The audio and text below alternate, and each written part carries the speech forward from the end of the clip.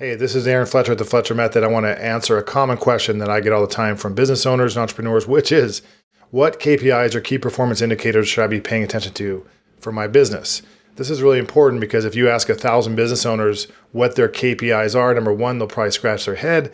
Number two, they're either not paying attention to the right numbers, they don't have the few key metrics that matter at arm's length, or they have no idea what to do and they're totally overwhelmed and frustrated. They're focused on bright, shiny objects, running a bunch of different traffic campaigns and celebrating getting cheap leads in many cases without a back-end profit or ROI. So what number should you be paying attention to? I'm going to argue that the master number and for most business models would be lifetime value of a customer. Why? Because it kind of bakes in a lot of the sub-metrics you need to get right to get there. The lifetime value of a customer simply implies the ultimate profit and value of a customer over time, whether you have a monthly recurring business, which I would argue every single business out there should be looking to transition into a monthly recurring revenue business for many reasons, because you can scale more predictably and manage your resources and add more value to customers through the predictability of that model. Another thing you need to be looking at is your incremental sales. So how are you packaging multiple products, services, or modalities to increase the LTV? So some people, when they're looking at ways to market their business, they say, hey, I can't do a webinar because I have a software product that starts at $99, or I can't do a coaching or agency or consulting funnel because my product isn't worth enough to do that and I don't want to hire a sales team. So the way you achieve a high lifetime value for most business models is by bundling and actually adding more value. So if you have a product, you can wrap around some training or coaching along with it. If you have a coaching business, you can add a membership or software to make the retention skyrocket and have a stickier business. But the bottom line is when you pay attention to the lifetime value of a customer, a lot of magical things happen. Most businesses are focused on CPL, which is cost per lead. And I think that's a mistake because they're trying to drive down the incremental cost per lead. They're trying to celebrate, hey, I'm getting dollar leads from Facebook ads or YouTube. And that's a race to the bottom because you're in an auction environment where things are always going to change and over time prices are going to go up. So if you can focus almost all of your energy on increasing the lifetime value of a customer, you can pay more than your competitors to acquire leads and customers. So I would say lifetime value is the master metric you should be paying attention to. I want to show you a framework that we use to kind of manage metrics when it comes to marketing. But again, LTV is so critical because you have to be acquiring leads at a good rate. You have to be closing enough of those leads, whether you have a sales team or you're selling online. And obviously you have to have good retention, customer service, stick rate, and low churn, or else you wouldn't have that high of a lifetime value and you wouldn't be profitable, okay? So the ultimate metrics obviously are growth rate, profitability, and revenue, but LTV is the metric that I would argue most business owners should be paying attention to get there. So we use a framework called the advertising metrics matrix because it's a tongue twister and we like to fuck with people. No, I'm just kidding. And it's really cool for most business models to reverse engineer kind of what your metrics should be in order to have a maximum lifetime value, maximum profitability. So there's a lot of metrics here, and I can give folks this if they'd like to see it. But the bottom line is what you want to do is you want to reverse engineer the value and cost to acquire a customer. And then you'll know for each step of your funnel, no matter what type of funnel you have, what you should be paying for each of those phases of the funnel, for each step of your funnel, taking strangers to traffic to conversions to prospects to customers and beyond. Okay. So if you just simply look at what is the actual value of a customer, the annual client value, and I base it on 1 year for a lot of reasons. Your lifetime value is going to be greater, but if you can achieve a 5 to 10x ROI on the annual value of a customer, then you're going to be that much better off, okay?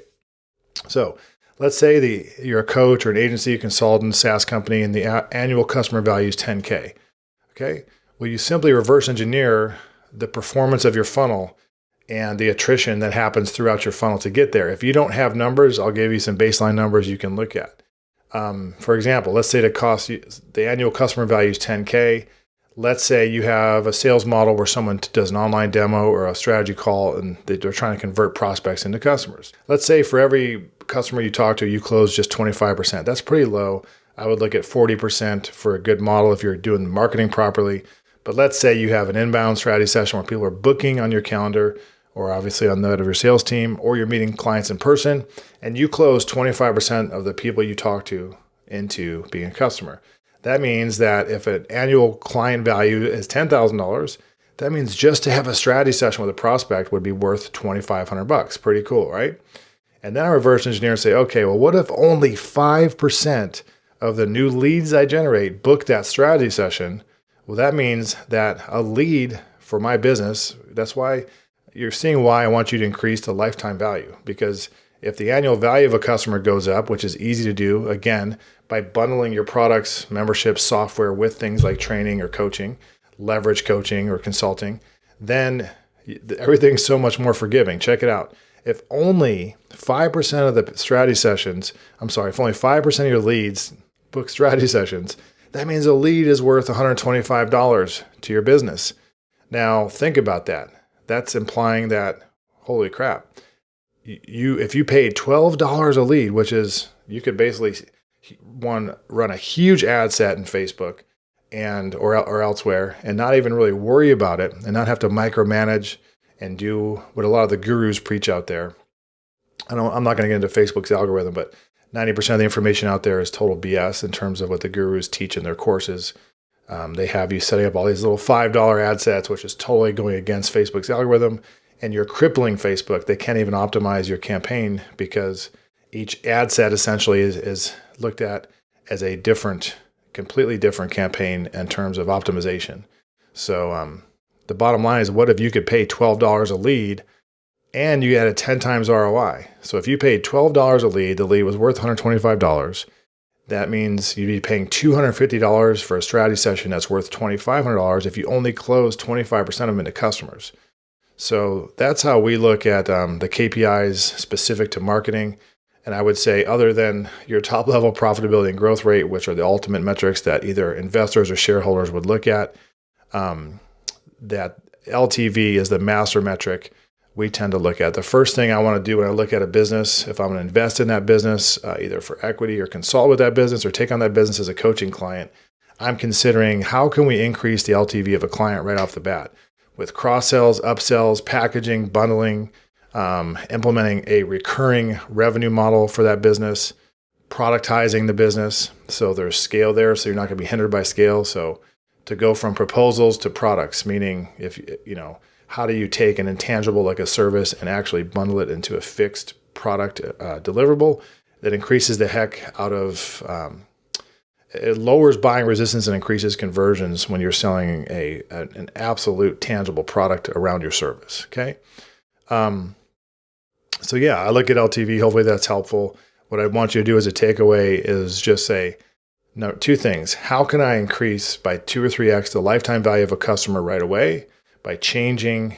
And by the way, when you bundle, if you have a SaaS company or a coaching consulting company, training company, membership site, when you bundle different ways to help customers get results, so think about the models out there and add 2 or 3 of those modalities on top of yours, stack the value up. So again, if I have a simple membership, or let's say I have a course that's $300 and I'm not scaling it because I can't make the numbers work because the LTV isn't great enough. If I add if I take some of the deliverables or frameworks on my course, build a very simple SaaS application, or even more simple, add a coaching component where, hey, I'll jump on a call once a month, twice a month, answer all your questions. I could double the price of that course and get people better results and advertise and scale more quickly. So assignment number 1 is, how can you instantly double the lifetime value of a customer for your business? And secondly, simply do this exercise, go through your sales funnel and reverse engineer the numbers and say, okay, what is a customer worth to me in 1 year? And how can I back that out to know that I could I could double or triple the value per lead so I can scale more quickly. And if you're using things like Facebook ads, we use a framework to help folks scale and know what metrics to pay attention to. But the bottom line is, there's a lot of BS out there about the way Facebook's algorithms work. It's very, very simple. Facebook is on the side of advertisers as long as you have a high relevancy score. And most of my campaigns and clients' campaigns that are most successful, I'll put $1,000 to $3,000 a day in one ad set. And once you get past the learning phase, so let's just say I'm optimizing for leads or webinar registrations. Once you get 25 to 45 conversions, Facebook's going to come out of learning phase where things are very tumultuous and very sketchy, and they're going to start to scale your ad set. They're going to optimize for your desired conversion. If you have no idea what I'm talking about and you're not a nerd, that's okay. Just understand that everything is forgiving when you focus on the lifetime value of a customer, because you can spend a ton more on advertising and not have to micromanage your campaigns every day, which is usually counterproductive and frustrating. So you can go work on scaling your team and your deliverables and creating more content and products, and not have to act like a day trader when it comes to advertising. I think you've figured out by now that I'm going to say lifetime value is what you need to be doing to massively scale your business.